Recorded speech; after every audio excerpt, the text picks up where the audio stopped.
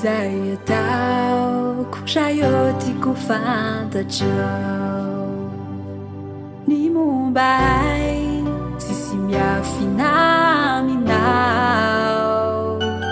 Ny diako ianao no tiako mbay.